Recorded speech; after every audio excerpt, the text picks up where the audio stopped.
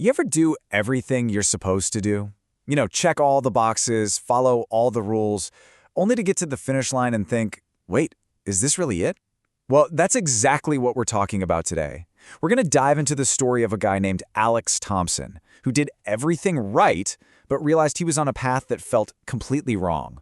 And this is the question that really kicked things off for Alex. Is this all there is? It's that little voice, right? Kind of quiet at first, but it just won't go away. It's the one that pops up when your alarm goes off way too early, or when you're squeezed onto a packed commute or eating another sad salad at your desk. For Alex, that little whisper eventually became this deafening roar that he just couldn't ignore anymore. Okay, so before we can really get into the escape, we've got to understand the trap itself. So let's take a look at the life Alex was promised, the one that was supposed to equal success, and see how it stacked up against what he was actually living through every single day. And man, when you put them side by side, the difference is just wow. On one hand, you've got the college promise, the dream, right? You're a top grad, you land a high-paying job with a fancy title, you've got your ticket to the top. But then, look at the daily reality. A 6 a.m. alarm, a packed, miserable commute, a cold desk salad, and just this deep, soul-crushing exhaustion that no amount of money could possibly make better. You see this cycle? It's the perfect picture of the problem we're talking about. And there's a name for it, the rat race. It's this relentless chase for a version of success that somebody else defined for you. And at the end of the day, it just leaves you feeling completely drained, totally unfulfilled, and asking, what's the point of all this anyway? So the big question is, how do you actually break out of that? Well, it almost never happens overnight. For Alex, his escape really started with these little moments, these catalysts that started to show the cracks in this perfect life he'd built. The first crack? It showed up in a bookstore, of all places. Alex just happens to stumble across a book with this line in it, and it hit him like a ton of bricks. For the very first time, he felt like someone understood. The issue wasn't that he was bad at the race. The issue was he was on the wrong track completely. All right, the next big moment came from a chat with his old buddy Mike, who'd actually already gotten out of the race. Now, Mike didn't have some magic answer, but he offered up a totally new way of looking at things. This idea that you could design your own life, not just accept the default one you were given, that was an absolute game changer for Alex. Mind blown. And then came the wake-up call he literally couldn't ignore. A physical collapse. Total exhaustion. He goes to the doctor, and the diagnosis is super simple. Burnout. This wasn't just about feeling unhappy anymore. His own body was physically rejecting the life he was leading. That was it. That was the point of no return. Sometimes you have to hit rock bottom to find a new foundation.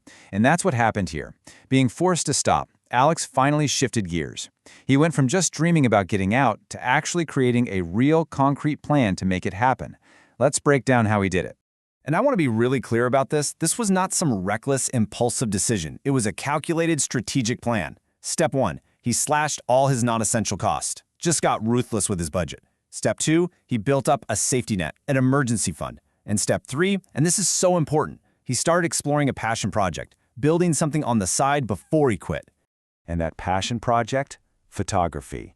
It was something he'd loved as a kid, but, he gave it up for more serious pursuits. So he digs out this dusty old camera and starts a really simple blog.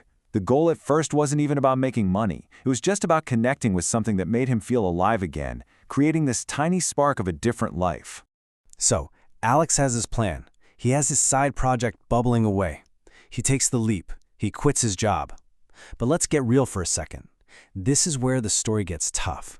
This is where the real work began, and it was anything but a walk in the park. Yeah, the reality check hit him hard. First off, that steady paycheck? Gone. He started pitching for freelance work and was just met with rejection after rejection. Crickets. Then you've got the social pressure. His parents were worried sick, his old coworkers thought he was having a breakdown, and maybe worst of all was the voice inside his own head, that crippling self-doubt just constantly whispering, what have you done? What if you fail? He had to face that question every single day. But he kept at it. And then he had his breakthrough. He did a series of photos he called Hidden New York, and for whatever reason, it just went viral. It captured the soul of the very city he was trying to escape, and kind of ironically, that's what became his ticket out. Suddenly, freelance offers started rolling in. For the first time, he was actually making a living, a sustainable income, doing something he truly loved. And this brings us to the final, and I think the most powerful part of his journey. See, escaping the trap wasn't just about changing his job title. It was about fundamentally changing his entire definition of what it means to live a successful life. Just look at this contrast. It's night and day. Life before, in New York, was rush hour subways and soul-sucking meetings. Life after in Portugal, cobblestone streets and real conversations with local people. He stopped trying to climb someone else's ladder and started pursuing his own joy and creativity. He went from being chained to a desk to having actual freedom and flexibility. It's a totally different world. When you think about it, Alex's real education didn't happen at university. It started the moment he stepped off that pre-approved path.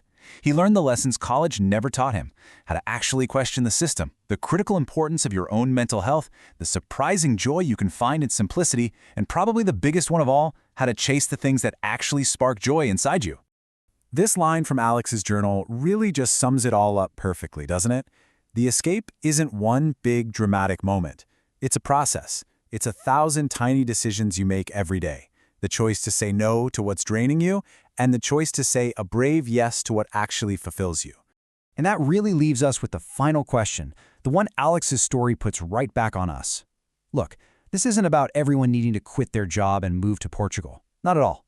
It's about looking at your own life, your own version of the rat race, and just asking yourself, what's one small, courageous yes you can make today?